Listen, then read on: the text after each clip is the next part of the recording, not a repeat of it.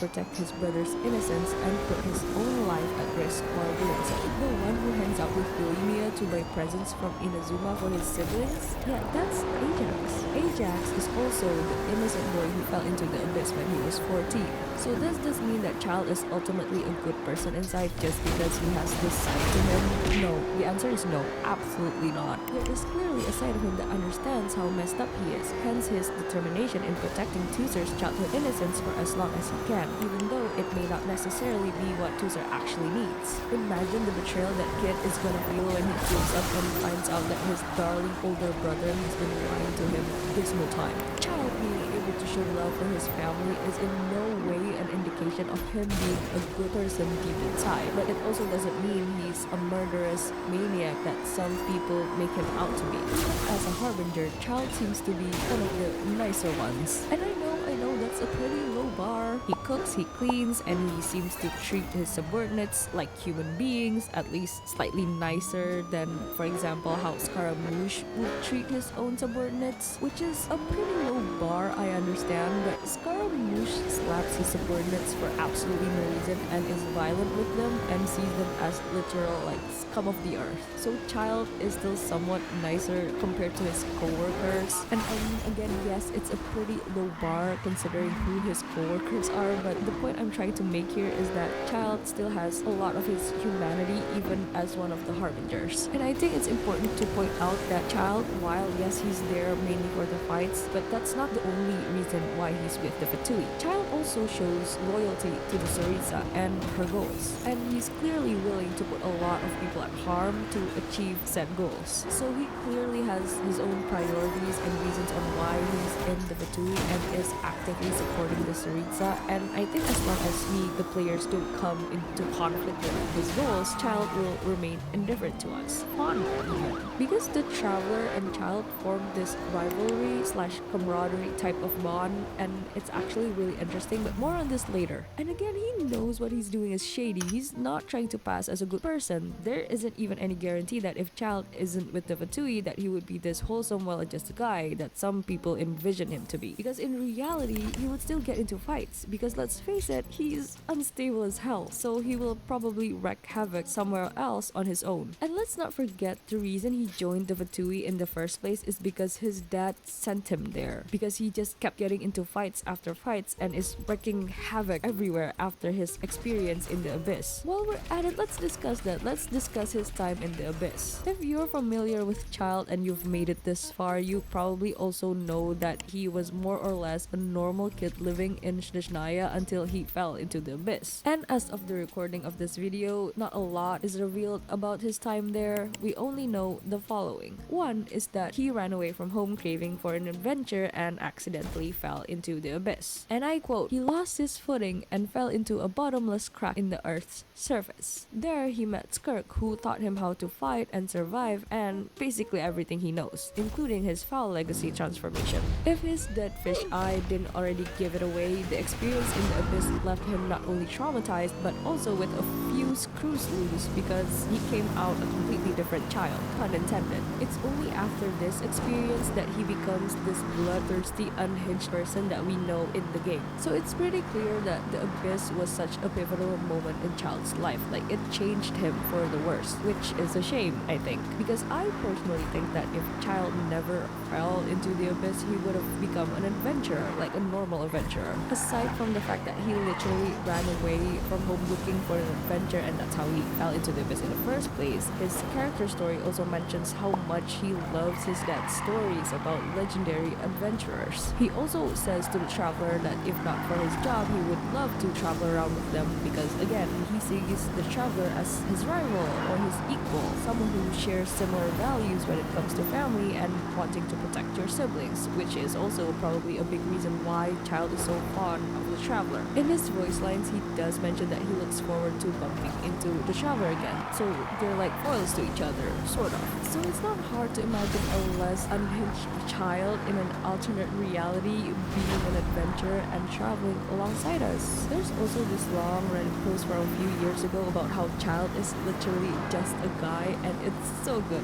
I'll link it below. The post points out how despite his dramatic backstory, Child doesn't seem to make a big deal out of it. He does does, however, make a big deal about ice fishing, cooking, cleaning, and his siblings, which is hilarious, and it is truly the best part of his character. I mean, even amongst the Harbingers, which is filled with divine puppets, a 500-year-old witch, a survivor of Chondria, a mad scientist with a bunch of Horcruxes, and whatever the hell this guy is, Child seems the most normal out of the bunch, which is amazing, and I love it. And this is also partially why I think people forget that being the nice and normal one amongst the Harbinger is such a low bar. It's literally so low. Child isn't magically a good person deep down just because he's the nicest one out of the most unhinged group of people in the game. To me, in a game filled with character tropes, Child truly stands out. Yes, he has some tropes of his own because let's face it, no character can truly escape from tropes in a gacha game, but Hoyo seems to allow him to have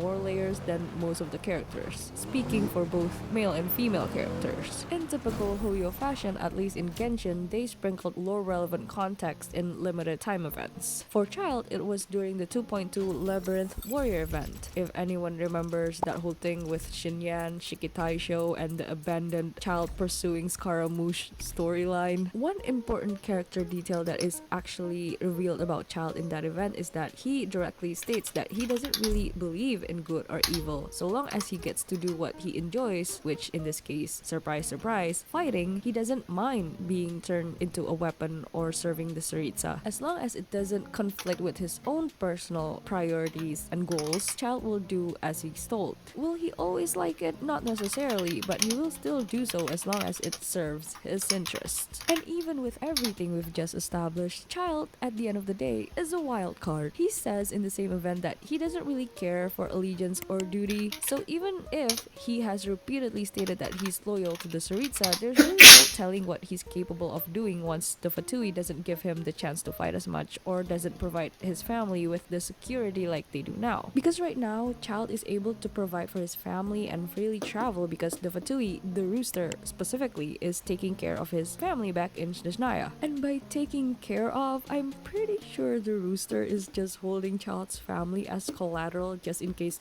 Child turns against them for whatever reason. It wouldn't be too out of character for Child to switch sides if he no longer sees any value in whatever the Sarisa is trying to achieve, especially if it involves his family. It's what makes him so interesting, and this is just scratching the surface. There is so much about Child that is yet to be revealed, and that's why I believe it's almost impossible to call him anything but morally gray, because as of now, Hoyo has left him in a very ambiguous state. If let's say Child were to make a choice between living the life he wants, and by that I mean literally having endless fights for him to enjoy, or the safety of his family, which do you think he would choose? For me, I lean towards him choosing his family because I think Child has established how much and how willing he is to put them above everything else in his life. But Child is so unpredictable, I honestly don't know. And that's why he's so friggin' intriguing as a character. And I think this ambiguity and the inability for us to pigeonhole him into being good, well, not good, at least a decent person, or evil, is the point of his character. He's supposed to be someone that is so unhinged and so unpredictable who could switch sides at any moment. And I think Hoyo will leave him that way until we reach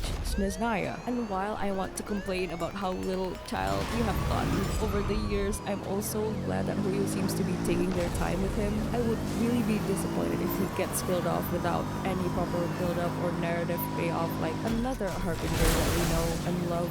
Anyway, I think Child is morally ambiguous or gray, at least as of now, and he is one of the better written characters in Genshin. And if it's not obvious already, he is also one of my favorites. So maybe this video was a bit biased. Let me know what you think of Child in the comments. Do you agree or disagree? I know Child can be a polarizing topic for some reason, so please let me know, and I'll see you in the next one. Bye bye.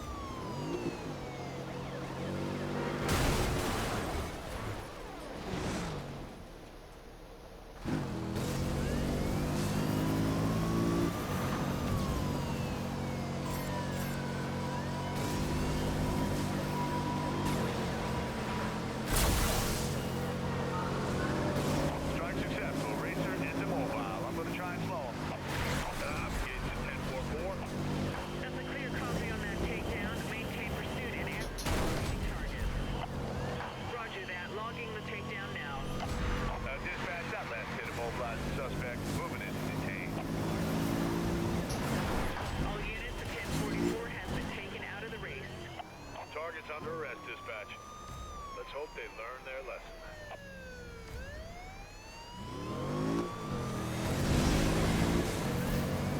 This racer's fine, maintaining code 3.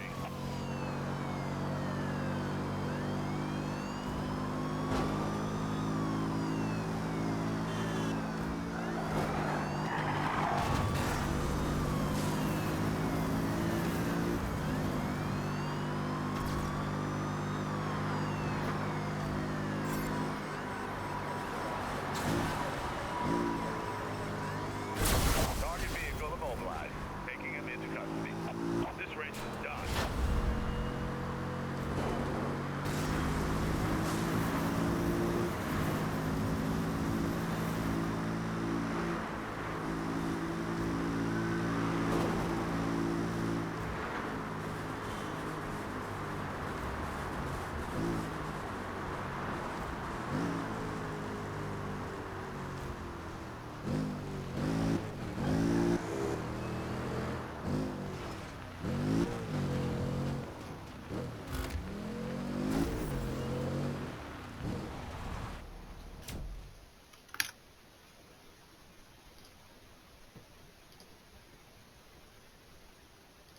There are a lot, and I do mean a lot, of characters that are misunderstood in Genshin. But today, we are going to talk about Xiao. Rude, edgy, short, hates humans, all of which are things most of the Genshin Impact fandom will associate with Xiao. So I'm here to tell you in explicit detail why Xiao is none of those things. Misconception number 1. He's rude. So to give a bit of context, because I'm a weeb, I play mostly in Japanese and occasionally in Chinese. So imagine my surprise when I heard people say that Xiao is rude. Like, what do you mean he's rude? Are we talking about the same character? And then I switched to English and heard his voice lines for the first time. Boring. Useless. I was genuinely surprised to find that he sounds very aggressive in the English dub for absolutely no reason and to absolutely everyone. And a huge reason for the misconception around Xiao, like at least 99% of it, is the direction of the English voice acting. Now, this isn't the VA's fault, like at all, but the English dub of Xiao does sound like he's just pissed off for no reason. And this is only in English. In every other dub except English, Xiao is actually portrayed as calm and polite. In the Chinese dub, which is the dub that I will be taking as canon, Xiao is harsh and cold and aloof, yes, but he never once raises his voice or even comes off as annoyed or unpleasant. Even in the lines for his elemental skills, he says Wu Liao, which means boring in Chinese, which indicates that he's bored because of the dull fight, which is very different from him aggressively screaming worthless at the enemies like he does in English. But other than the strange decisions made for his English dub, another reason why a large chunk of the community thinks he's rude is mostly because Xiao has no social skills. Xiao is someone who lives in isolation. He actively avoids humans because he views himself as a threat and a danger, and his mere presence and karmic debt will bring harm to everyone near him. His lack of social skills and therefore his tendencies to be blunt and straightforward often comes across as rude and intimidating, and it gives a lot of people around him the impression that he's unapproachable. The best example of this is probably Ganyu. She's probably one of the few people who has known Xiao for a really long time, and even she hesitates to come close to him, even though she knows that Xiao isn't a bad person. He also sounds a lot younger in English, so I guess that also adds to the rude, angry, edgy teen misconception that most of the English-speaking players have about Xiao. In Chinese and Japanese, he does sound tired and jaded, and he does have a deeper, more mature voice too. 我居然沦落到如此闲散的地步。 So it's not at all a voice that you would associate with a teenager. and his tone is a lot softer as well. So it's really jarring and bizarre that the English localization team decided to go with the Sasuke edgelord route when trying to portray Xiao. Which brings me to the next misconception that people often have about Xiao, and that he's edgy. If we go by the Urban Dictionary definition of edgy, then Xiao is definitely not that. I will be going into a bit of Xiao's lore, so spoilers if you don't know anything about him. But Xiao, even in his overly edgy English incarnation, isn't trying to be the I'm too cool to be nice stereotype that everyone expects him to be, nor is he the edgelord who is unhappy all the time and can't wait to end it all. He's just a lot more complex than that, and I think it's such a disservice to his writing to reduce him to another edgelord stereotype. In case you need a refresher on Xiao's backstory, before Zhongli found him, he was held hostage by a cruel god. He was forced to commit atrocities and harm innocent people against his will. Xiao was literally a slave. He was brutally abused and tortured by this god, and this is without a doubt the start of Xiao's PTSD and lack of self-worth. It was from this point onwards that he started seeing himself only as a weapon, as a tool for slaughter and nothing more. But that all changed in the Argon War, where Zhongli killed the cruel god and in turn setting Xiao free. This is the reason why Xiao is so loyal to Zhongli, and as a way to repay him, Xiao signs a contract with him. This contract is not only Xiao's way to repay Zhongli, but it is also a way for him to essentially atone for his sins. But even if Xiao is technically free, he isn't free from his past trauma. Hence why, even when surrounded by people who do truly care for his well-being, Xiao isn't really able to see past his past and is still very much convinced that he's only good as Liyue's weapon. And with his newly assigned role as one of Liyue's yakshas, Xiao is forced to deal with the remains of the old gods, and in turn causes him to suffer from karmic death. Later down the line, Xiao is forced to witness the other yakshas succumb to darkness, go mad, and die horrible deaths one by one until he was the only one left at the end. And keep in mind that Xiao was close to the other yakshas to the point that they had a found family kind of dynamic between them, with Busacious acting as their leader. So with them dying and him being the only one left, let's add survivor's guilt onto the already very long list of trauma that Xiao has. His overwhelming sense of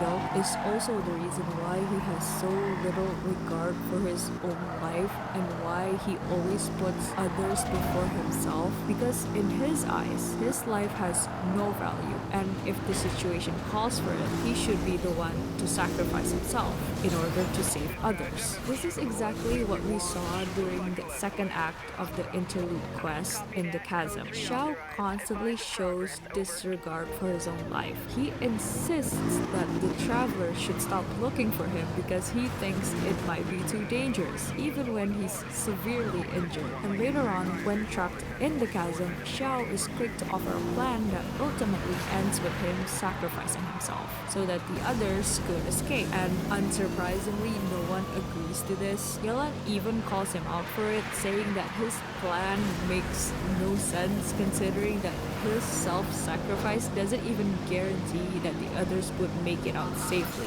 Yelan is probably one of the only characters who sees right through Xiao. She knew almost instantly that Xiao didn't actually want to die. She understood that his insistence on the plan was because he valued his life much less than the lives of everyone there. If his true intentions were so that he could finally end it all and be at peace, then he simply wouldn't have given the others a chance to share their opinion.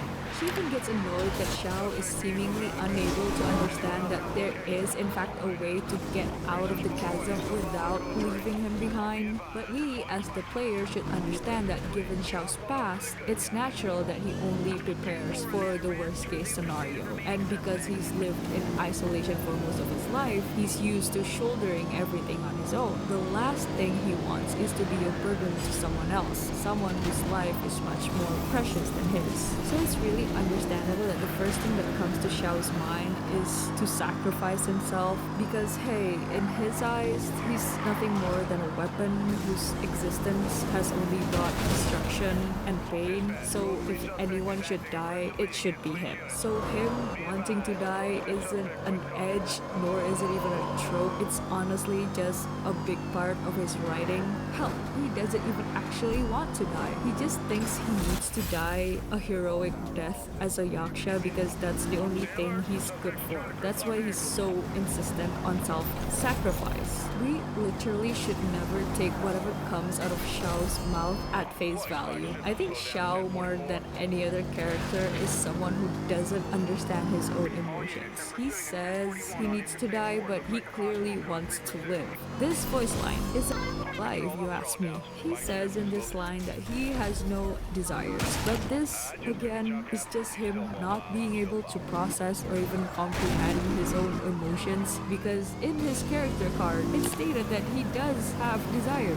He desires to put on his mask, but not to fight, but to dance to the sound of the flute that saved him. So clearly, Xiao feels desires, he feels human emotions, but he's just convincing himself that he can't feel those things. But having to repress his emotions for so long has left him in a state that he's unable to process anything and let alone admit to them. So he's just convinced that he doesn't have any desires because he's a weapon, which is pretty f***ed up. Misconception 3. He's short. You're wrong, there's no proof of this. Let's move on. Misconception number 4. He hates humans. This is probably the one I find most annoying. I mean, I find all of the misconceptions annoying, but this one, my god. I guess I can understand why some people think Xiao hates humans, but he doesn't. Xiao is described as someone who holds no hatred nor grudges towards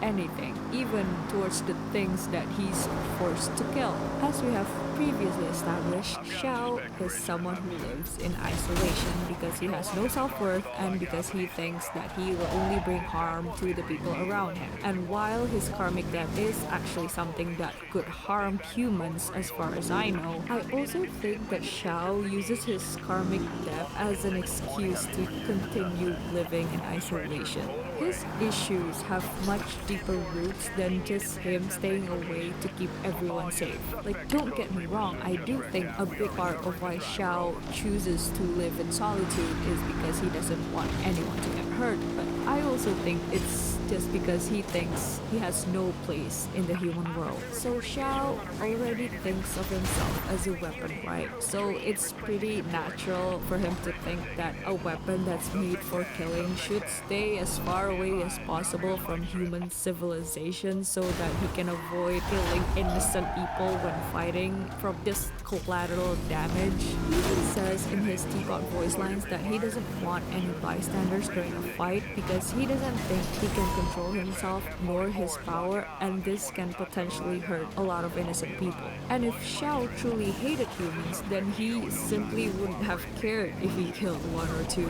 while doing his job. But just in case you're unconvinced, I'll give you another example of Xiao not hating humans. If you talk to little Wu, she will tell you that a handsome and dashing adeptus gave her back her doll that was stolen by Hilichurls. And another fun example of Xiao not hating humans is that Xiao himself tells you that he asked the owner of Wangshu Inn to take in Dusky Ming because she couldn't cross over despite being a harmless spirit, and he felt sorry for her. So it's pretty clear that Xiao doesn't hate humans in the slightest. In fact, just by looking at his actions, interactions, he's shown to be very gentle and caring towards the humans he comes across. Like, he's legit one of the gentlest deities in Liyue that we meet. He even gives Hu Tao, who is notorious for being annoying for her pranks and shenanigans the time of day, to the point that it's implied that they're familiar with each other,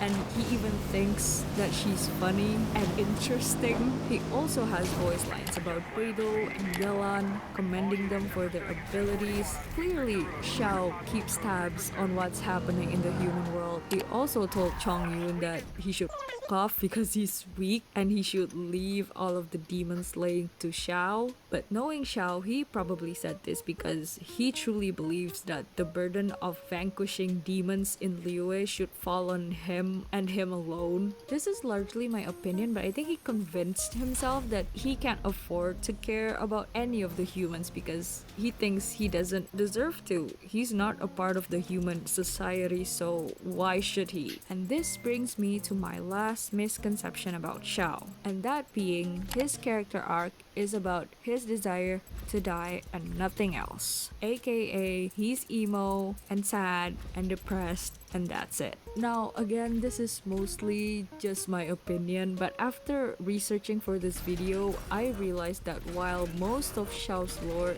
is mainly about how he struggles with PTSD and his trauma, his overall character arc is more about self-acceptance and having the desire to live despite his horrible past. If we solely focus on Xiao's actions, that being him ready to sacrifice himself at any given point, then you would think that his arc would be about how he would finally be at peace and free of his karmic debt when he dies a heroic death to save Liyue. But with the release of 2.4's Interlude Quest, I think it's made clearer than ever that his arc is about him learning how to live, not just surviving, but allowing himself to experience life, to have desires, to have companionship, and to rely on others despite him always wanting to shoulder everything on his own. It's also why he's such a big part of the Lantern Rite every year, and probably why his banner title is literally Invitation to Mundane Life. Each year we get a story about how people around Xiao continue to accept him for who he is, despite everything that's happened in his past. Other characters, even those who are essentially strangers to Xiao, like Ito and Shinobu, can see the value in his life and refuse to leave him behind despite his insistence in doing so. Zhongli, his god, his savior, someone who Xiao feels most indebted to, clearly cares about him as he silently watches over Xiao and quite literally saves him again in the Interlude Quest, despite Xiao feeling guilty that Zhongli needed to step in and save him. At the end of the day, Zhongli still decided that Xiao's life was worth saving, and in turn showing Xiao that he could rely on him and others for support, which, as the Traveler would put it, has always been how humans survive throughout the ages. And the mere concept of relying on others is obviously something that Xiao has yet to understand, given his reluctance to share any of his burdens with others. Even Venti, a foreign god, seems to care enough about Xiao to save him just before he succumbs to darkness. Now, whether or not this was intentional, we don't know yet, but the new trailer suggests that Xiao and Venti know each other, and knowing Venti, it's highly likely that it wasn't a coincidence that he was playing the Diwa flute in Liyue at that exact moment. I mean, come on. So just going off of this, everyone other than Xiao himself seemed to be able to see the value and worth in his life, and this slowly causes Xiao to accept that he does have a twisted sense of self-worth, and that he does always think in the worst case scenario. It's only after the multiple Lantern Rite quest and the Chasm Interlude Quest that Xiao slowly opens up to the Traveler and other humans such as Yanfei and Mulan. And even after everything, Xiao still has a very long way to go, as pointed out by Yulan, who is unsurprisingly frustrated that Xiao tried to sacrifice himself again. Xiao's way of thinking is something that is deeply rooted in him. It's something that he has believed in for literally 2 millennia. But it seems like with Every year at every lantern ride we experience in Genshin, Xiao is not only learning to be more open with the people around him, but to forgive himself and finally allowing himself to live as someone who is more than just a weapon. Let me know what you think about Xiao and his story so far. Personally, I love him, and considering how it's almost Lantern Ride, I'm using this video as an excuse to talk more about Xiao and also to draw more of him. Subscribe and like if you want, if not, that's fine. Either way, I'll see you in the next one. Bye bye.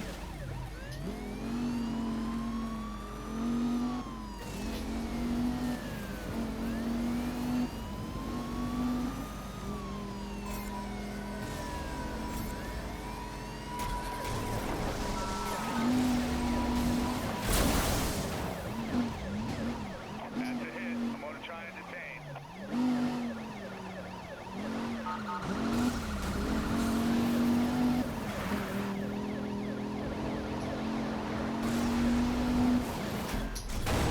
I just took a chunk out of him. He's still mobile. I'm still following. This race is over, dispatch.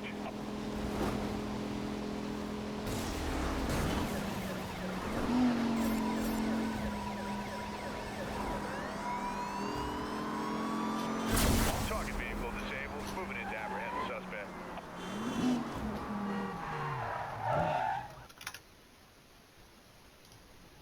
Is the Raiden Shogun a bad character?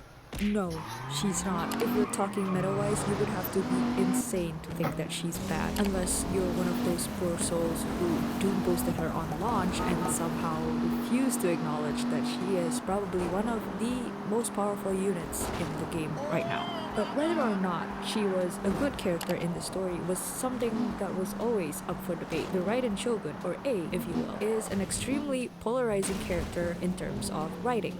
People either love her or they hate her, even to this day. Not only was she the first female waifu Archon introduced to us, but she was also the first Archon who wanted us dead. She was also actively harming the citizens of Inazuma in her pursuit of said eternity. At least that was what was happening when we got to Inazuma. While the Fatui did play a major role in destabilizing Inazuma, it is also later revealed that A willingly turned a blind eye towards almost the entire thing. And after the whole civil war that caused the deaths of countless Inazumans, we didn't really get to see A being held accountable for her actions. And I feel like the whole mess that was 2.1 spacing gave A the reputation of a badly written character that wasn't held accountable because she's a waifu, but I actually don't think this is true. But before we get into that, let's get into why people think A, at least when compared to the other three Archons that we know, is terrible. The badly paced Inazuma Archon quest. As a day one player and massive weeb, I was looking forward to Inazuma a lot. The game had already left us multiple hints that the Inazuman Archon, Bal, wasn't going to be as friendly as Venti or Zhongli and is currently doing questionable things to her people. And when we got to Inazuma, we got to see that the things were indeed pretty bad. The Sakoku decree was in place, which if you don't remember what that means is that the borders of Inazuma is essentially closed, save for the Fatui and several Snezhnayan merchants who can travel freely due to their diplomatic ties. The only other way to get out of Rito as a foreigner is to get yourself a travel permit. And as you can probably imagine, this harms Inazuma's economy greatly. And on top of that, through Ayaka and Toma, we got to see firsthand how the Vision Hunt decree was affecting the vision holders in Inazuma. Despite vision holders being a very, very small percentage of the Inazuma population, the game made it clear that a lot of people were suffering from the Vision Hunt decree, the Sakoku decree, and just how bad the state of Inazuma was when we got there. Not long after, we get to the Resistance and we get to see up close what the Civil War was like in Yashiori Island. And let's not forget that that's an entire island that's inhabitable because of the war caused by the Vision Hunt decree. We got to see the horrors of war and how innocent people were getting caught in the crossfire of war, losing their homes and family, as they often do in real life. And by the end of the second act, it was crystal clear that the shogun was causing harm to her people. Say what you want about the Inazuma Archon quest, but the first two acts were good. They were actually really good. The build-up for both the Shogun, the Tenryou Commission, the Resistance was executed really well, only for it to implode in the very last act. Not only did the third act force the Fatui was behind everything apart without any proper build-up other than one mention of Sonora in Rito, and then making Kokomi seem incompetent in the process. They also tried to make me care about an NPC in the span of 20 minutes. I think Pepe is a terribly written NPC. You can come for me for this, but his death literally made me feel nothing. I mean, I felt bad for the guy, but I barely knew him. And at that point, I realized the writers were trying to do too much all at once by shoving all of these different storylines in one act. And mind you, the third act of Inazuma only lasted 2.5 hours. Compare that to Sumeru's last act, which is Act 5, which took almost like double that amount, almost 4 hours. And after meeting Scaramouche, Fatui Bad, and a brief training arc with Yae Miko, which I can't even call an arc because it was one training session. It lasted a day. We made our move to infiltrate Tenshukaku, where we immediately faced off against Signora. Saw her get obliterated within seconds, and then we fight A, and through the power of Rakona, we managed to defeat her and change her mind. Okay, maybe I'm undermining the story a lot here, but that was what I felt when I first played through it in the 2.1 update. There were genuinely intriguing moments that stood out to me immediately too, like when we learned how the Shogun is actually a puppet and how there are two Archons in Inazuma and how deep the corruption was in Inazuma, and an idea of the political landscape of Inazuma as we follow around Kujo Sara. Kazuha deflecting the Musono Hitotachi was also an amazing payoff to his and his dead friends storyline. It remains one of my favorite moments in the game to this day. And finally, confronting A herself. Everything was so hype. I was so ready to confront A, only to learn that she was well aware of what the Shogun puppet was doing the entire time. At least she had an idea what the puppet was doing to her people, and she didn't care, or she just didn't care enough to interfere unless it directly correlates to eternity. She basically said that if it's not about eternity, then I don't want to hear it, bitch. Making sure everything stayed in stasis was A's way to ensure that she didn't have to go through any more losses like she did 500 years ago during the cataclysm. It was, in a way, her own way to cope with her intense grief of losing her friends and sister. At that point, it was revealed in her character trailer that she lost two of her best friends essentially at the same time, Mikoshi Chiyo and Kitsune Saigu. And then, around the same time, she also lost Makoto, which is why she did what she did right after. But at the time, the game didn't really touch on it too much. They briefly mentioned how A is suffering from loss in a cutscene, and I think that's it. But then, through the power of ambition, like collective ambition, we managed to change her mind, at least about the Vision Hunt decree, not about everything else. Yet.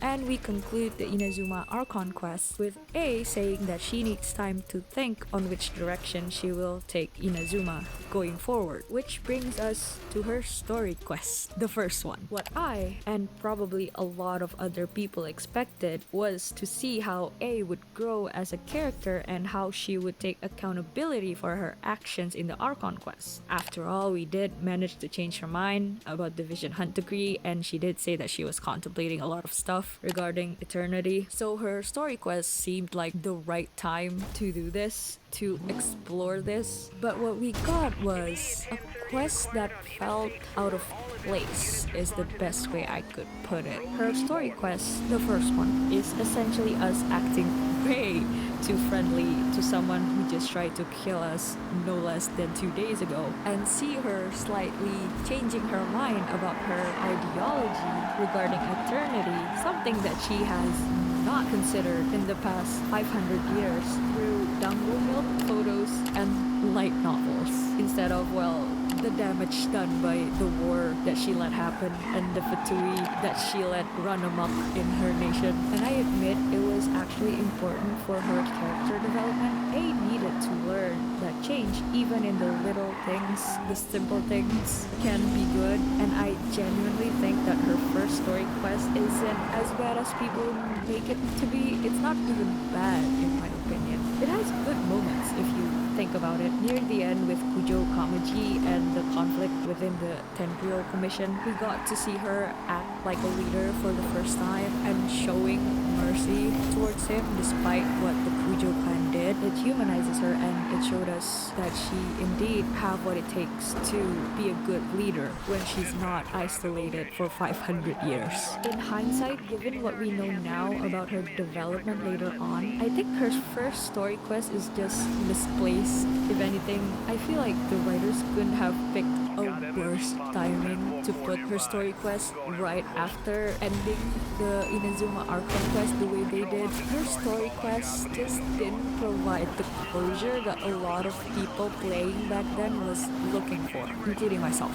For those who don't know, the only available content right after the third act of the Inazuma Archon quest was Raiden Shogun's first story quest. So for a lot of people, it was the only story content we had doing, and technically the story quest available right before her was Ayaka and Yoimiya's, which definitely had fan service and what some people would call a date quest, which probably contributed to people seeing A taking a stroll with the Traveler as essentially another date quest, like similar to Ayaka's. I feel like it might be possible for people who started the game after 2.1, like a lot later, to have a completely different perception of Raiden's first story quest, given that they aren't technically forced to play her story quest right after the third act of the main quest, just because there's just so much content available now. But I guess to a lot of people back then, including myself, it just felt out of place, and it's almost insulting to the players who were expecting closure to the story. No one wanted to go on a stroll with A through the city right after witnessing what she did and what she let happen, and seeing how Inazuma has quite literally gone to shit because of what she did. Her first story quest was essentially Hoyo versus Wei to show us that A is more than her tough warrior, unfeeling puppet exterior. She has her unique quirks, she can't cook, she likes desserts, she has all of the qualities that make her a cute waifu who is also strong and fearless, all of which would have been good additions to A as a character if not for the fact that we just spent the last few quests seeing the pain she cause, and then seeing her not taking any repercussions, and how she fucked up Inazuma because she couldn't really deal with her grief, Scaramouche, and comparisons to the other Archons. On top of everything we just went through, we later learned that A is the reason why we even have Scaramouche. Granted, his actions aren't her fault at all. Like, she isn't to blame for the atrocities that Scaramouche did when he was living as Konikuzushi and as the Balladeer. But what she did to him was morally questionable no matter how you see it. She created a being that she knew was fully sentient, but just left him to sleep, essentially abandoning him, and then never bothered interfering even though he was going on a murderous rampage in her own country. Scaramouche didn't just kill one or two people, he ended entire bloodlines. But I guess A just really couldn't bring herself, despite discarding Scaramouche after he couldn't fulfill his purpose. But you would think someone destroying the Raiden Goken in, a tradition so important to Inazuma that A would at least bat an eye, but the complicated relationship of A and his son is a discussion for another day. And since the release of Sumeru and its excellent writing, A is often compared to Nahida, who suffered just as much as A, and she has been nothing but kind, helpful, and benevolent to her people, who, mind you, rejected her, kept her imprisoned, and tried to replace her with a robot. And Nahida is also a newborn Archon. She and A technically became Archons around the same time, since also died in the Cataclysm after trying to cleanse Erminsul from abyssal corruption. Even Zhuangli, who has made morally questionable decisions as well, has led Liyue without failure for thousands of years. That man was responsible for building Liyue from the ground up and cultivating it into the prosperous nation it is today. Even though he also suffered extreme grief and loss when he lost Guizhong, someone who he holds very, very dear to his heart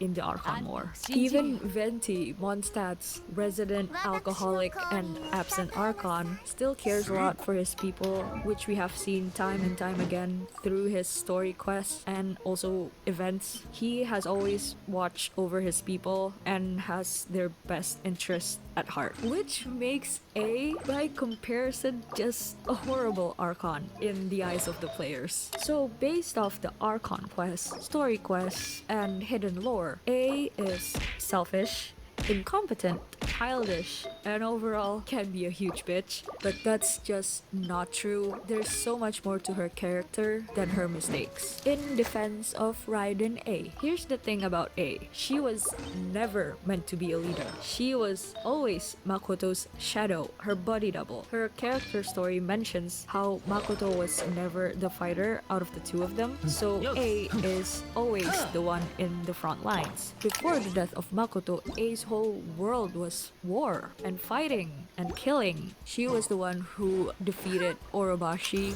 when he tried to invade Narukami Island, so she was always a warrior, not a leader. Her incompetence in running a country shouldn't be at all surprising, considering that when Makoto died, A instantly freaked out and became terrified of erosion and spent all of her energy making puppets so she can prevent erosion, and then lived in isolation for 500 years. Literally, like up until the point we meet her. She didn't have time to grow into a great leader. It's not like you could learn to lead while staying in stasis. She has always chosen to ignore everything happening around her because she was so hyper-focused on achieving her goal, achieving eternity, and not having to feel grief or loss ever again. And this was always her biggest flaw.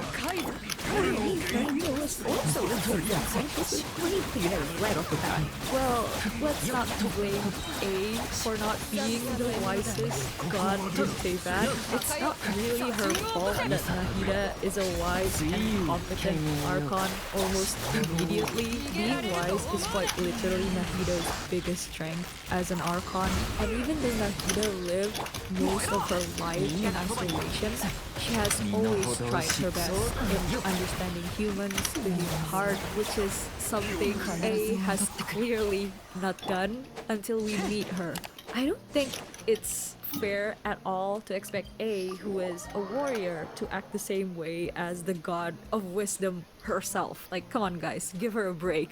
If she's so incompetent, then the people of Inazuma should hold her accountable for all of the horrible shit she did. And while I agree with this to some extent, it's also the reason why I think the Resistance was such wasted potential in terms of story, because they never really did anything despite being the only group of people brave enough to question and even go against the Shogun's army, and by default the Shogun herself. However, the society in Inazuma is based on Japan, specifically Sengoku era Japan. There's this Reddit post explaining A's ideology and actions based on real historical Japan. I'll link it below if you're interested. It's a really good read. So why is this important? Why is it that just because Inazuma is based on Japan that the people of Inazuma won't take A accountable for everything she did. It's mentioned in A's character details. If you're an Inazuman citizen, the first thing you learn is about the shogun and how great she is as a god. Everything that happens in Inazuma is for the glory of the shogun, and the people of Inazuma has always believed that their archon is both wise and strong. They never knew that they had twin archons. As far as the people of Inazuma is concerned, the Raiden shogun is one person, Makoto. So they never really had any reason to question her leadership for thousands of years, like since the Archon War. And the Vision Hantukri, Fatui, and everything else only happened in recent years, so it was like maybe 3 years of suffering versus 2,000 years of prosperity. So she was never going to be held accountable by her people, at least not the majority, because they just have so much faith in her, both as a leader and a warrior. I mean, I could see Kokomi and the people of Watatsumi calling her out for what she did, but we all know how badly Hoyoverse handled Kokomi's writing, so... She killed Kazuha's friend. Well, technically, that's very much false, because it was her puppet who killed him. And even then, Kazuha's friend is the one who challenged Kujo Sara to a duel before the throne and then lost. Hence why the Shogun puppet executed him. I'm kind of sure A wasn't even paying attention to the whole thing because the puppet was just carrying out what she was made to do. It's the same reason why the puppet executed Signora immediately after she lost to the Traveler. Kazuha's friend literally knew what he was getting into when he went to Tenshukaku. Kazuha himself said that his friend's biggest dream was to witness Raiden Shogun's Muso no Hitotachi, so there was no way that he didn't know that was his fate if he lost the battle against Kujo Sara. The puppet, as explained by A herself, was given instructions to always act in the interest of eternity, no matter what, which was brilliantly explored during the Saving Grace. That was her second story quest.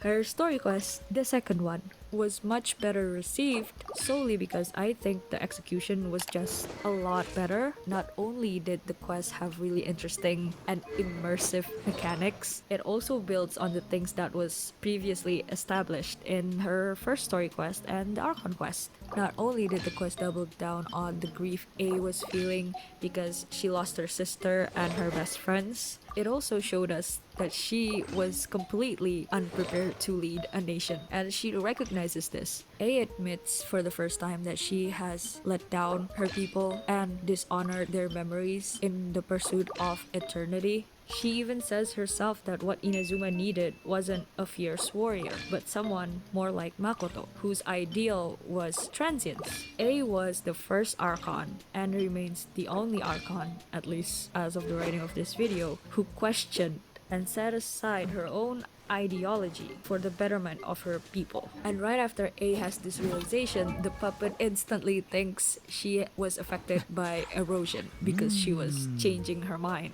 And afterwards, we got to see A fight her own unshakable ideals in the form of the Shogun puppet. She's quite literally fighting in order to overcome her grief and past ideology that stopped her and in turn Inazuma from moving forward. At the end of the battle with the Shogun puppet, A mentions that she refuses to look at the puppet as a mere tool like she did in the past, which we know is very much what she used to do. The puppet in turn said that she has indeed changed for good. So, is Raiden A bad? No, absolutely not. She is just as complex as the other Archons we've met so far. It's just that she has the most obvious flaws. To compare, Venti's most obvious flaw right now is that he's an alcoholic. And even then, your last brain cell could probably tell that he's hiding a lot behind that facade. So that's not his full story. And the same thing with Zhongli. Nahida is a victim more than anything else, hence it's kinda hard for you to criticize her as an Archon or God because she quite literally was never given the chance to even lead her own people. And it is crystal clear that she was the main victim in her circumstances. But A was the only Archon that we got to see go through so much change and development throughout the game. We couldn't have seen her growth had she been a fully developed character like Venti or Zhongli. A's writing was always about her coming into herself and finding her footing as the leader of Inazuma while accepting that her ideology of eternity was something that her people didn't need. Her first and second story quest was about confronting her past and her past ideals, which is the only way she could move forward as a person, which convinced me that she's not a badly written character at all. She's only now started her growth, and maybe down the line we get to see more of her dealing with her past actions, and it would be so interesting to watch because A has changed so much over the past year, and it leaves a lot of room for even more growth in the future, which is something that I am looking forward to. Any Archon lore is something that I welcome. So in conclusion, I think Raiden A suffers from a bad first impression, which unfortunately is, as they say, a lasting impression. So a lot of people are under the misconception that she was just badly written because the Inazuma Archon quest had pacing issues. But that would be such a disservice to the thought the writers have put in A and her growth as a character. So yeah, that's my Raiden A video. I love Genshin's lore, and I had the idea to make this when I rewatched A's second story quest, and she says she no longer views puppets as tools, which will change her dynamic with Scaramouche significantly. Like, I can't help but wonder how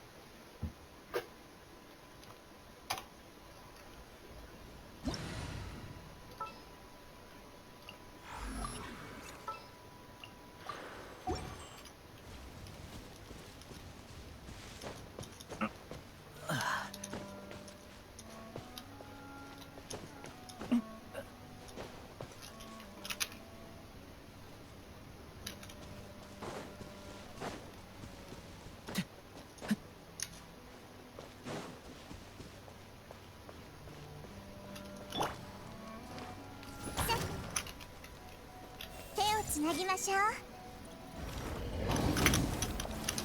これこそが知恵の源。着工だ。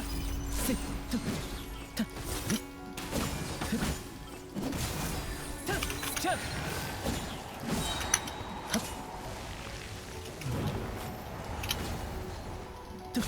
害物クリア。はびこりなさい。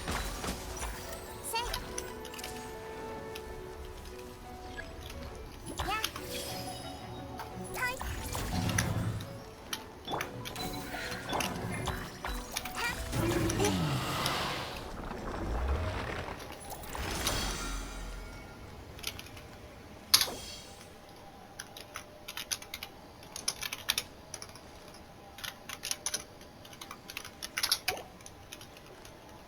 坂さあ来い。い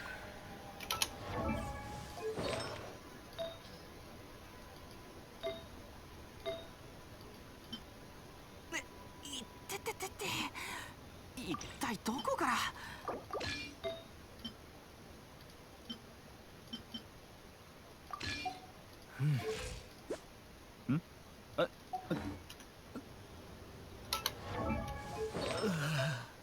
ベニー冒険団出発。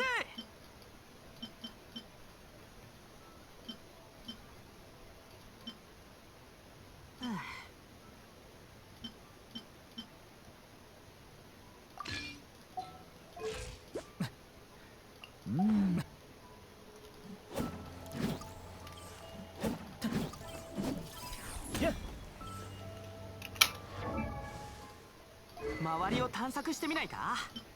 もしかしたらお宝が隠れてるかもしれないぞ。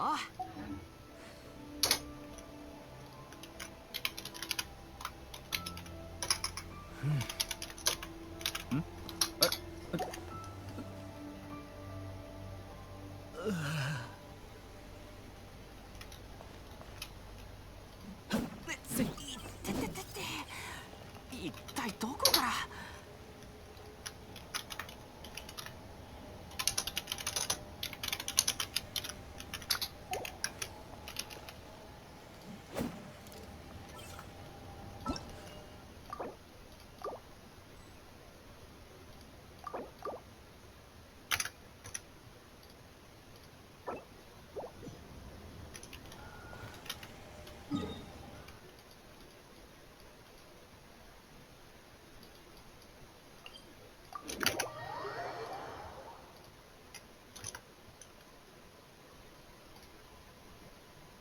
Genshin Impact's biggest secret glitch has leaked, and what a powerful glitch it is, allowing one to explore freely anywhere within the game, even beyond the Paimon barrier.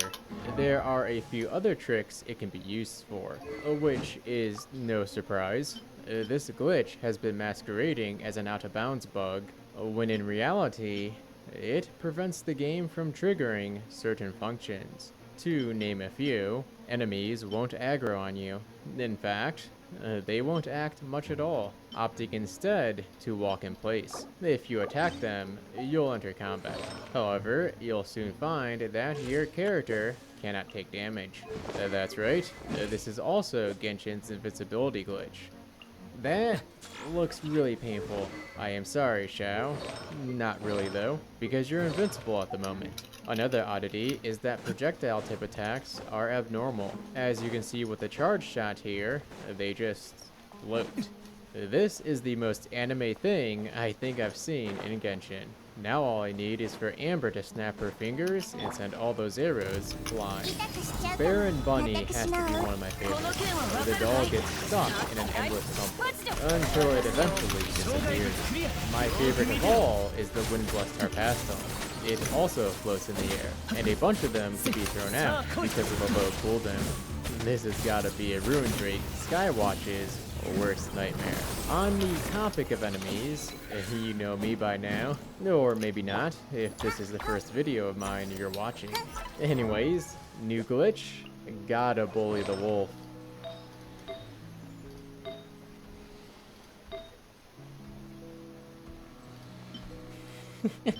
He's stuck in his spawn animation. I guess I have to give him a little poke.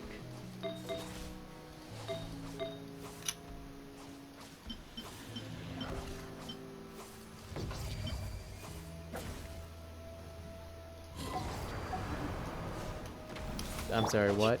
He didn't move. Now I get why that attack sometimes randomly hits. Oh, he's stuck again. If I walk into him... Expected. Not expected. So he loses collision after the first hit. And if I get behind him, he exits that attack. Alright. I've gotten really sidetracked. But, before we go further, I'd like to address a few things. Number 1. I've known this glitch existed for almost a year now. However, it was a closely guarded secret, and I was not part of the exclusive circle of people who knew how to perform it. Over the past year, I took 1 or 2 cracks at figuring it out. I won't say I got close, but I did know quite a few of the tricks required to pull it off. Basically, I had the pieces to the puzzle, but lacked the knowledge of how to arrange them. Number 2, I don't necessarily fault those who kept this a secret. It's a powerful glitch, one that's sure to be removed from the game now. This is the unfortunate reality of glitches in live service games. Number 3, someone on Bilibili published the method, and it has begun blowing up. I'm making this video you're watching because there is a 110% chance this gets patched in either 4.1 or 4.2. I was tipped off to this on Twitter with a direct link to a tutorial made by a popular bug hunter on Bilibili, which is pretty crazy because just 2 days prior, I was scouring the website to see if the beans had been spilled on this glitch. Recently, we saw Hoyoverse patch a glitch in record time. I'm speaking, of course, about that infinite skill bug with D-Luke, which I don't have footage of because it required Venti, who I don't have. That was patched in an unprecedented 48 hours after being made public. So there's a chance this glitch is removed before the version 4.1 update. That being the case, I have a lot of footage to gather. Where should we go first? How about exploring more Fontaine, yeah? I didn't get around to exploring everywhere in that previous video, but now that I can freely explore with 0 limitations... Yeah, wait, no, there are limitations. Those functions, the ones that this glitch prevents from triggering, that includes switching characters, that includes teleporting, that includes respawning after drowning.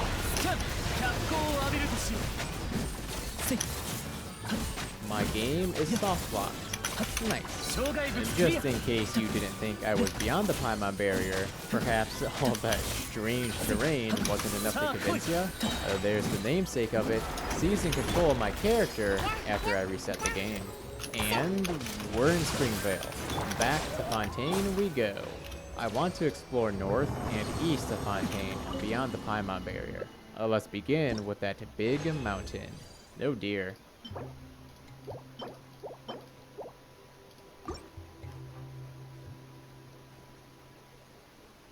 There we go. What a sight, looking down on Fontaine. I mean, sure, I've been much, much farther above Fontaine, but that's beside the point. More importantly, what's on the side of the mountain opposite the city? I see why they put a giant mountain here. That is a whole bunch of unfinished terrain.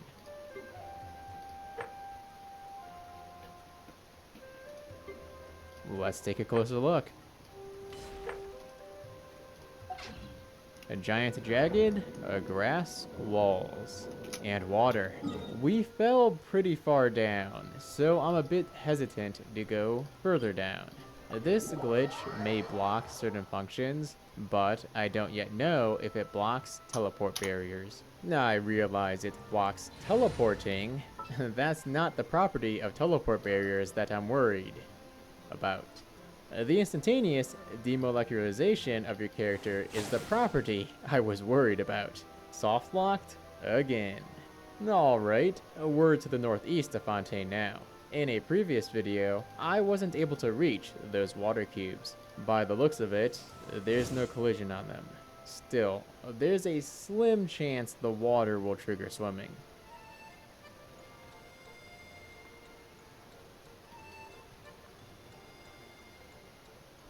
Never mind. guess that's that. It's nice to be able to take in the sights without Paimon threatening me with Springvale every 2 seconds. There will be a Statue of the Seven in 4.1 right here. At least according to footage from the 4.0 update broadcast. They even had a disclaimer on the footage that it was content for version 4.1. Let's leave the Research Institute behind and continue south. Though, an underwater cavern. 面白きことをしに行くぞ。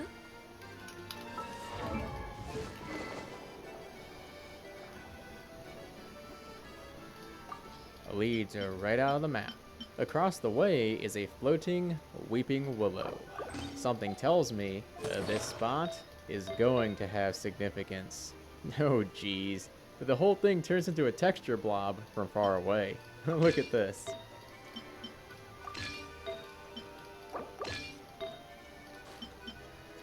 We've just about circled Olifontaine. There are 2 more stops I want to make. The first of which is a lonely harbor tucked away in the east. How very reminiscent of Ramori Time Harbor. The elevator shaft is here, but the elevator itself, nowhere to be seen.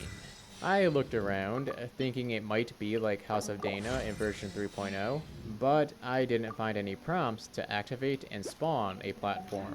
Now, about that tower. Last time, I couldn't climb it. This time, getting in is a cinch. There are a lot of unmoving gears inside. Multiple floors, too. The center is hollow, which makes me think there could be an elevator platform in the future. That wraps up Fontaine. One small section of the map. If you have suggestions for places you'd like me to explore, do feel free to leave them in the comments. I'm going to gather as much footage as I can before this is patched. As for how you can do the glitch yourself, it's actually not all that difficult, though I do believe it requires keyboard and mouse controls, which may make it impossible on mobile. First, you'll need to remap your chat button to the tilde key. That's the one right below escape. Stand in front of a Statue of the Seven and hold Alt to make your mouse appear. Hover over the Statue of the Seven prompt, click it, and at almost the same time, hit the tilde key to open chat. In one of your conversations, click a friend's icon to bring up their profile. Select one of their showcased characters, and navigate to their artifacts, and select the prompt at the bottom of one to navigate to its domain on the map. With the map open, navigate back to the Statue of the Seven you're at and teleport to it. After the screen finishes dipping to black, you'll see the camera has moved.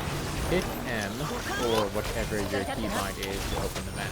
Select a teleport waypoint that's not a Statue of the Seven and teleport to it. Lastly, open and close the Paimon menu. The glitch is now active. Go have fun. Do make sure to subscribe to keep up with more glitchy goodness in Genshin Impact.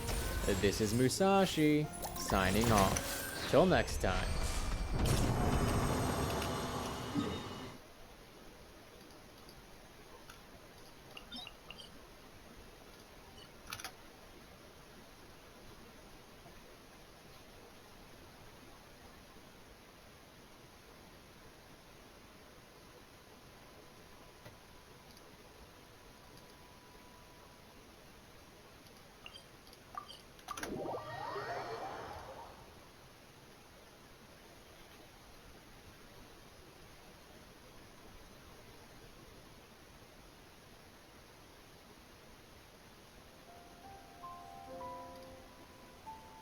Yalan is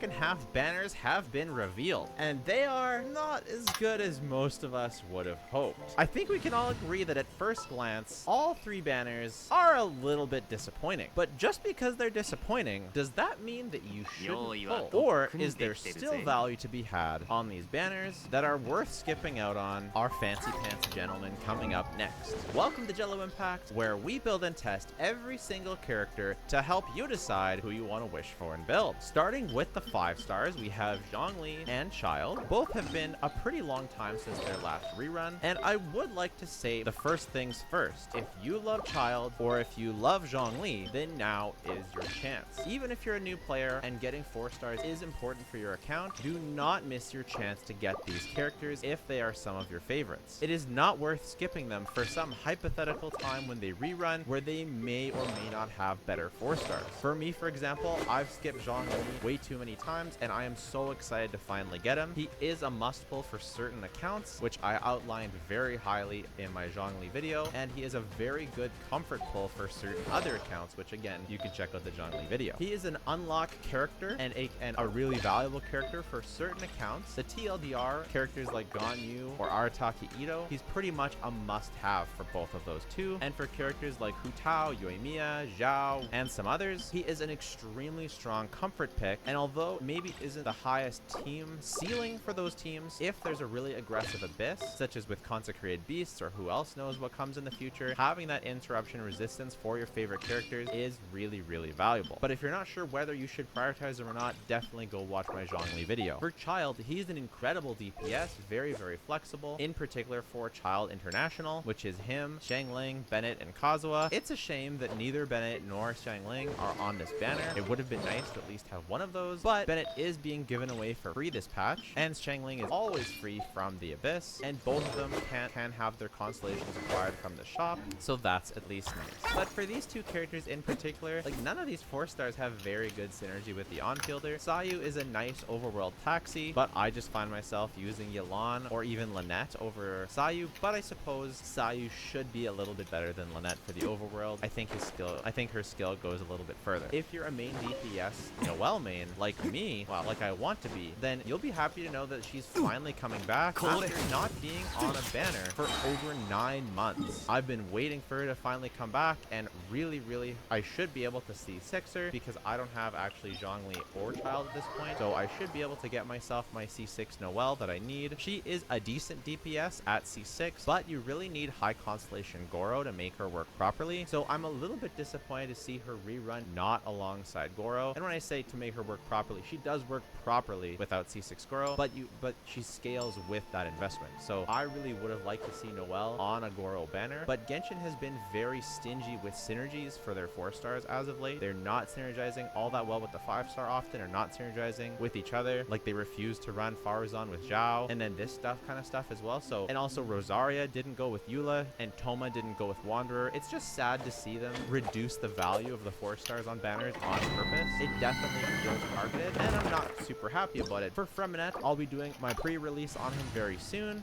but let's say I'm not that excited for this character. His numbers don't look that good, and his kit looks very restrictive. I'm hoping to be pleasantly surprised. Maybe I'll get a lot of constellations on this banner, and he'll be really cracked out, so I'll definitely be building him and testing him, but I don't have super high hopes. I guess the only solace for the 4 stars on this banner is at least Noelle really does want Zhongli for her optimal team, so I guess that. But other than that, honestly, these are probably some of the worst 4 stars that I've ever seen on a banner, and the least, probably like lowest on a tier list for all 3 combined in terms of power, and the least with the on banner 5 stars, so that's pretty sad to see. And for the weapon banner, it's looking even worse.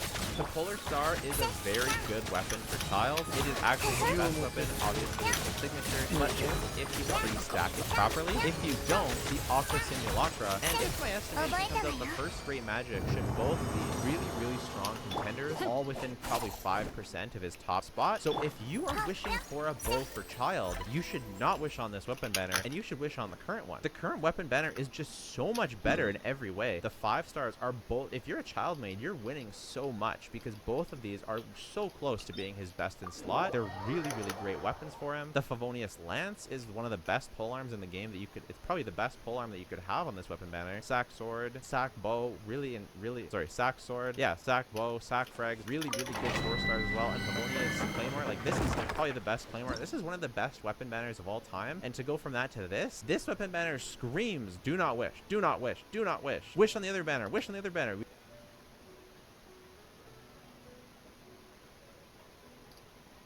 Nervalet and Risley are the two brand new husbando characters coming to Genshin in 4.1. And through the grapevine, from people who've had some supernatural insight, maybe some dreams, we have learned what their kits actually do. And you are wondering which one of them is going to offer more value to your account, because I got to admit, these guys are super badass. And if I had to choose between these two characters, it would be a super tough choice based on their design alone. Let's talk about whether Risley or Nervalet is better for your account. Welcome to Jello Impact, where we build and test every single character to help you decide who you want to wish for and build. We are going to be very general in this video. We'll not be going into specifics about their kits at all, but I wanted to get something out there to get you prepared so that you can plan out your wishes in advance, because it might actually determine who you do or don't wish for in the current patches.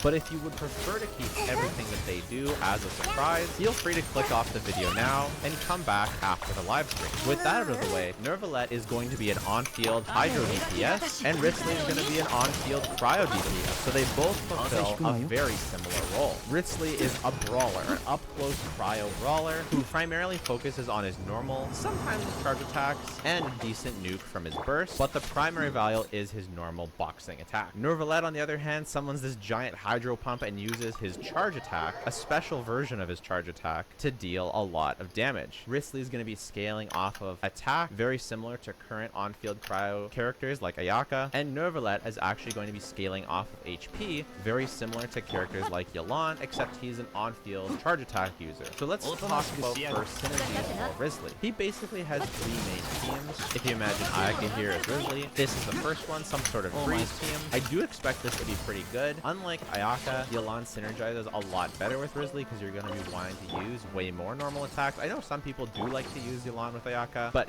she has a lot more synergy with Risley in this case. Obviously, Xingqiu will work well too, and Rosaria will work well too here, but this is going to be your highest team damage. Kazuha in pretty much all of Risley's teams is going to be a necessity to get the max. You can go for other stuff like Lynette or Sucrose if you're a new player, but eventually you do want to be gunning for Kazuha. You can also go for a more hyper variant, so this is maximizing Risley's buff. It should perform a little bit better in single target or just in content that can't freeze the enemies. And then you can also trade Shenhe for a melt variant. The only downside for this team is you're pretty much not going to be able to do a Cryo Swirl because Xiangling's Pyro application is too much, but nevertheless, this should be quite a strong team. Of course, we won't know which team is the best or which one you should go for until after he comes out, but I do want to go over his team so that you can decide, are these characters that are free? Are they characters that you're not currently using on your other account? Because if we're talking about which character, Risley or Nervalet, is going to be more valuable to you, it really comes down to what characters you have available for them. So if you have, that freeze team available, if you have Bennett, Xiangling, Kazuha available, then Risley is a character that can step into that role. If you got yourself a Shenhe but you haven't an Ayaka yet, or you don't want to get Ayaka, you want a different way of building a freeze team, Risley is going to be a solid option. In terms of power, he's looking not crazy, probably doesn't hit the level of Ayaka, but again, we really won't know for sure until he actually comes out. For Nervalet, it's looking like he will have a bit higher of a damage ceiling, but he's a bit more restrictive with the comps that are actually good for him. You're going to be wanting to run Fischl along with Kazuha and Zhongli in the last slot. It is possible that Dia could be a defensive option for him. He has a passive that gives you a big bonus by triggering different kinds of Hydro reactions, so you're going to want to proc as many as possible. But it's possible also that Dea's reaction with Pyro might reduce the Hydro gauge too much, and so this team won't be as good, and Zhongli will be better. You can run options like Beidou here, or Layla, but it's looking like Zhongli will be far and the best option. Because of his charge attack playstyle, you can't run him with obvious synergies like Yelan or Xingqiu, and focusing on Fischl, Kazuha, and Zhongli will be the best. And so again, the reason why I'm going through this is not to, spoil you or spoil the surprise for later. It's again, so you can plan out your account. Because if you don't have Zhongli, but you do have a Shenhe, then you're gonna get a bit more value from Risley in the types of teams that you can make. If you don't have Kazuha, unfortunately, both of them are gonna be pretty far from their ideal potential. And if you don't have Zhongli, I do think Nervalet's gonna be quite a bit harder to play. Maybe some of that gets fixed with Constellations, but we generally focus on Constellation 0 for this channel. And if you're looking just for the stronger of the two, it does seem like Nervalet's the one that's gonna be a bit higher. In terms of the type of content that I expect them to be good against, I think both of them will be relatively quite good in AoE because they both use Kazuha, but I also think that they'll be both quite good in single target, just based on what I've seen from how they attack. It's really hard to say at this point, and I wouldn't say that either or should be a deciding factor for who you pull at this point. In terms of future synergies, there's one thing that really pops out to me as something we should probably consider. The Hydro Archon is coming out very soon, and if it's anything like Sumeru, then I expect the Archon to have good synergy with a lot of the Fontaine characters. So the question is, will she have better synergy with Rossi or with Nevertheless, aka which one will actually get the larger power jump? And so for me, when I look at it, I could go either way. Both characters play a lot with HP manipulation, which seems to be the theme of Fontaine. A ton of characters, at least so far, are working with the new artifact set by reducing their HP through their attacks or getting buffed for being below or above a certain HP threshold, and Neverlet and Rossi are no different. So I expect both of their artifact sets to be probably the same, the new one, the Mariusher Hunter or whatever it is. And as such, I also expect the Archon to play into this theme somehow. It's really hard without actually knowing the Archon's kit as to which one she's going to work better with. I expect her to actually work with both of them. On one hand, Neverlet's kit incentivizes more elemental reactions, which means he would have some anti-synergy with the Archon, but on the other hand, the Hydro Resonance may give him some synergy with the Archon, so it's really hard to say for me at this point. Rossley, on the other hand, perhaps he leans himself towards Freeze if the new Archon is an off-field damage dealer, HP manipulator, and perhaps she ends up being a really good option for him in Freeze teams. It's really hard to say whether either or both of them will want to use the Archon. My guess is based on the fact that so much in Fontaine has had HP manipulation.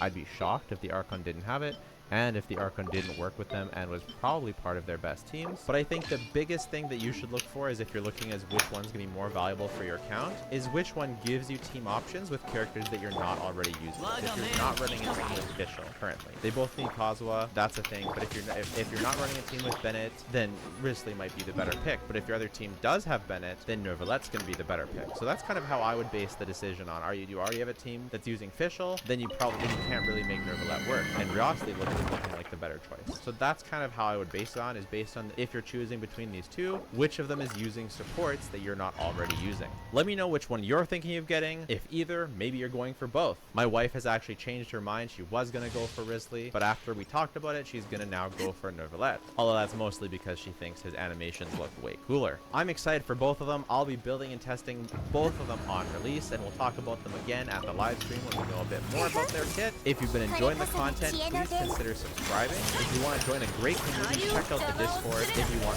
more in-depth help on which one to choose, that's definitely a great place to go. If you want to support me and my family, feel free to check out my Patreon. And if you don't want to do any of those things, that is totally fine. Just watching the video has been more than enough. Thanks so much. Bye for now. 我が命を聞く。この件はわかるかい？渚のリン。誰だか。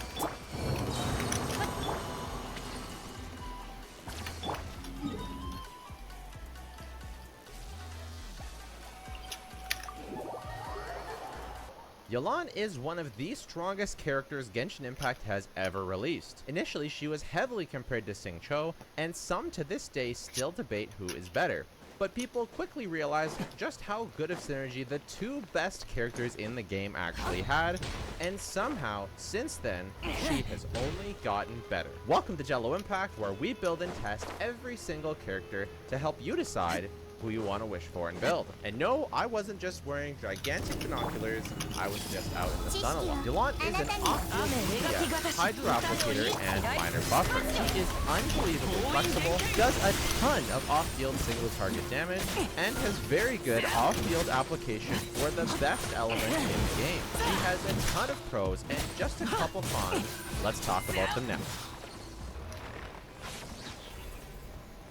Yelan has extremely high off-field single target damage, a ton of Hydro application, as we just said, from the best element in the game. It's tied to her burst, which applies 3 exquisite throws that each apply Hydro, all with standard ICD, but because she's applying 3, you get the 3-hit rule, and every normal coordinated attack, she will apply Hydro. She has synergy with honestly an unreasonable amount of teams, incredible synergy with Xingqiu, one of the best characters, if not the best in the game. She even has off-field buffing, as if the rest wasn't enough. She's arguably the best overworld character to use in the game, with her skill being able to traverse the overworld extremely fast. She's HP scaling, which means she can utilize different substats and some main stats for sets that other characters are using, making her a very efficient character to farm for. She's very free-to-play friendly with her artifacts, weapon choices, and team comps. And she's one of those characters that just gives an instant power boost to your account. You can really feel when your account has one and when it doesn't. For most players, we'll talk about those later. Her HP scaling, although mostly a pro, can also be a bit of a con, as there are a bunch of buffs in the game that really affect attack, and very few dedicated HP buffers